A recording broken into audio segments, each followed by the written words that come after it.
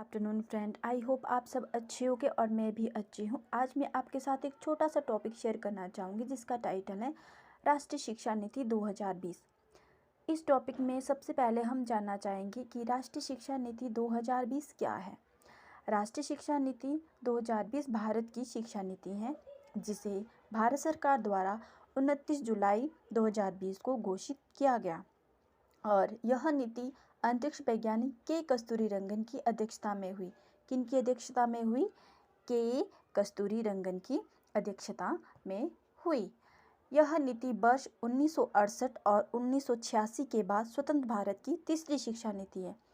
कौन सी शिक्षा नीति है? तीसरी शिक्षा नीति है। सबसे पहले एजुकेशन पॉलिसी कौन सी आई? आपकी 1968, उसके बाद 1986 और उसके बाद आई आपकी तीसरी 2020। इस शिक्षा नीति के तहत क्या किया गया? सरकार द्वारा शिक्षा की गुणवत्ता और शिक्षा में सुधार लाने के लिए कुछ बदलाव किए गए, जिसमें क्या कहा गया? NEP 2020 के तहत केंद्र व राज्य सरकार के सहयोग से क्या किया गया? केंद्र व राज्य सरकार के सहयोग से शिक्षा क्षेत्र पर देश की GDP के 6% हिस्से के बराबर निवेश रखा गया। और इसमें और क्या बदलाव किए गए?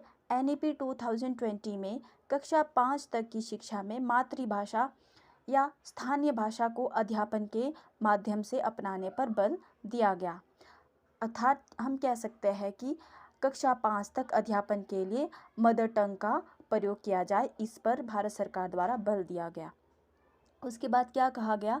3 वर्ष से 8 वर्ष की आयु के बच्चों के लिए शैक्षिक पाठ्यक्रम, जो उनका एजुकेशनल करिकुलम है, शैक्षिक पाठ्यक्रम को 2 समूहों में बांटा गया, जिसमें कि पहले में क्या रखा गया? 3 से 6 वर्ष के बच्चों को रखा गया, जिसमें कि उनके लिए प्री स्कूल बाल बाटिका, जिसे हम कह सकते हैं बाल बाटिका आंगनबाड़ी, इसके माध्यम से उन बच्चों को मुफ्त, सुरक्षित और गुणवत्तापूर्ण शिक्षा प्रदान की जाए और उसी में ही उनकी देखभाल की उपलब्धता सुनिश्चित की जाएंगी। और इसमें दूसरे समूह में क्या कहा गया? दूसरे समूह में 6 से 8 वर्ष के बच्चों को रखा गया, जिसमें कि प्राइमरी स्कूल को इन्वॉल्व किया गया और इसमें मेंशन किया गया आपके कक्षा 1 और कक्षा 2 में बच्चों को शिक्षा प्रदान की जाए जब तक वह 6 से 8 वर्ष के ना हो जाए।